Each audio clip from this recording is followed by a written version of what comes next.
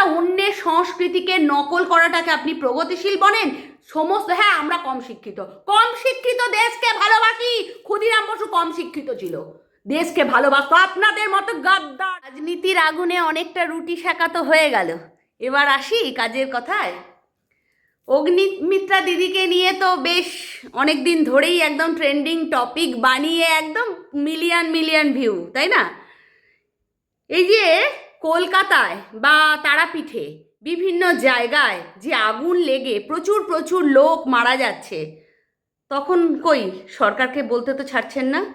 আজকে একটা জনবহুল এলাকার মধ্যে ওইভাবে স্টোভ জ্বালিয়ে দুধ গরম করা হচ্ছে, যেটার জন্য আমাদের ম্যাডাম যখন না করেছে, আপনারা তাদের সহায়তা করবার বদলে তাকে নিয়ে ট্রোল করতে লজ্জা করে না? হ্যাঁ, লজ্জা করে না আপনাদের? আবার যারা বাইরে আছেন, পরে প্রোফাইলটা খুলে দেখলাম উনি সম্ভবত হয়তো যাদবপুরের প্রাক্তনী, উনি বাইরে বিদেশে থাকেন, ওনার কাছে ওই 1 প্যাকেট বা 2 প্যাকেট দুধটা কোনো ব্যাপার না। উনি বলছেন যে উনি বাচ্চাগুলোর জন্য দুধের ব্যবস্থা করে দেবেন, তাই মোটামুটি বাচ্চাগুলো বড় হওয়া পর্যন্ত উনি দুধের দায়িত্ব নেবেন, তাই কোনো সহৃদয় ব্যক্তি যাতে দুধটা পৌঁছে দেন। কি ব্যাপার, কি ভাবছেন? এতে আমরা হিউমিলেট হই না? এখানে কেউ তাদের, আপনি বিদেশের টাকা আছে বলে আপনি এখানে বাচ্চাদের দুধের ব্যবস্থা করে দিচ্ছেন, যাদবপুরের প্রাক্তনী। তাহলে সেই ব্যবস্থা আমাদের ম্যাডাম করতে পারতেন না কেন? যেটা অনৈতিক কাজে কেন সাপোর্ট করছেন আপনারা? অনৈতিক কাজে, যেটা একটা জিনিস আজকে আমি বারবার করে বলছি, আমি নয় হাজারটা লোক বলবে যে এই সব মানুষগুলোকে যদি অন্য কোথাও বাসস্থান করে দেয়া হয়, এরা যায় না। কারণ কামাই তো ওখানে, ওরা অন্য কোথায় যাবে না।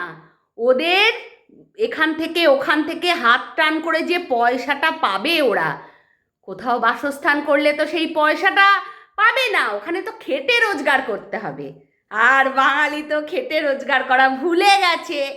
কোথাও মানে সত্যি কথা বলতে, কোথায় ঢপবাজি করে কিভাবে ইধার উধার করে রোজগার করা যায়, সব বাঙালি নয়, আগেই বলে দিচ্ছি। কিছু এই ধরনের যারা মানে লোকেদের সমর্থন করেন, তারা ভুলে গেছেন। সত্যি আমাদের স্বাধীনতা সংগ্রামী যারা ছিলেন, আপনারা তাদের উত্তরসূরি, যারা নিজেদেরকে কতটা স্যাক্রিফাইস করেছিলেন, তাদের উত্তরসূরি আপনারা। বলতে খারাপ লাগে না? হ্যাঁ, একটা অনৈতিক কাজে শুধু নিজেদের স্বার্থ চরিতার্থ করবার জন্য সাপোর্ট করে যাচ্ছেন।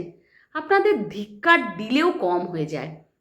আজকে অগ্নিমিত্রা দিদি বলেছেন যে এনার বাড়ি যেখানে সেখানে চলে যেতে, ফুটপাতে ওইভাবে। আজকে বাচ্চাটা যদি অ্যাক্সিডেন্ট হয় তখন তো টুঁটিটা চিপে ধরবেন, মানে আগে গেলেও কাটবেন পেছনেও কাটবেন। আপনারা কি ভেবেছেনটা কি? হ্যাঁ, আপনারা যা খুশি করে যাবেন। এত বছর 34 বছর ধরে ছড়ি ঘড়িয়েছেন, তারপরে আমাদের মা মাটি মানুষের মমতা দিদি, উনি যা সর্বনাশ সত্যানাশ করার করে দিয়েছেন।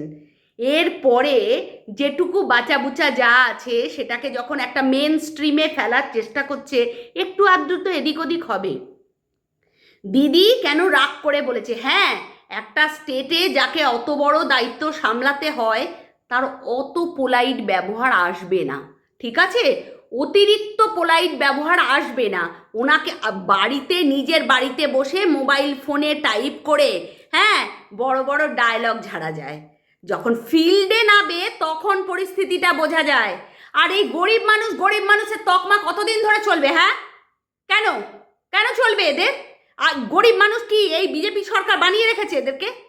আপনারা এত বছর ধরে, হ্যাঁ তার আগে 34 বছর, তারপরে 15 বছর, তার আগে কংগ্রেস আমলে কি করেছিলেন আপনারা? এত গরিব মানুষ কোথা থেকে হলেও পশ্চিমবঙ্গে গরিবের তকমা নিয়ে নিয়ে, আমরা গরিব এই মানচিত্র নিয়ে নিয়ে আর কতদিন ঘুরে বেড়াবেন বলুন তো?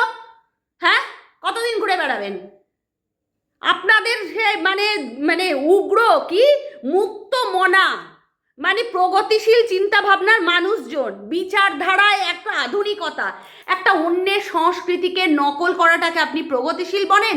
সমস্ত, হ্যাঁ আমরা কম শিক্ষিত দেশকে ভালোবাসি। ক্ষুদিরাম বসু কম শিক্ষিত ছিল, দেশকে ভালোবাসতো। আপনাদের মতো গাদ্দার নয়, দেশকে ভালোবাসি, নিজের কাজকে ভালোবাসি, খেটেও অর্জন করি। হ্যাঁ, যাদবপুরে পেয়ে দেখা। আরে পেয়ে কোটায় পেয়েছে অর্ধেক জন, কোটায়। বড় বড় কথা শুধু বাতেল, কোটায় পেয়ে পেয়ে বড় কথা। হ্যাঁ, যারা ভালো তো ভালো পড়াশোনায়। আরে মেধা দিয়ে কি হবে? মনন কোথায়? আপনাদের মনন নেই। হ্যাঁ, একটা অন্যের সংস্কৃতিকে নকল করাটাকে কি ভাবেন আপনারা? কি ভাবেন যে যা খুশি করে যাবেন আর মানে বিজেপি সরকার শুধু আপনাদের পালিশ মেরে যাবে নাকি? যত সব।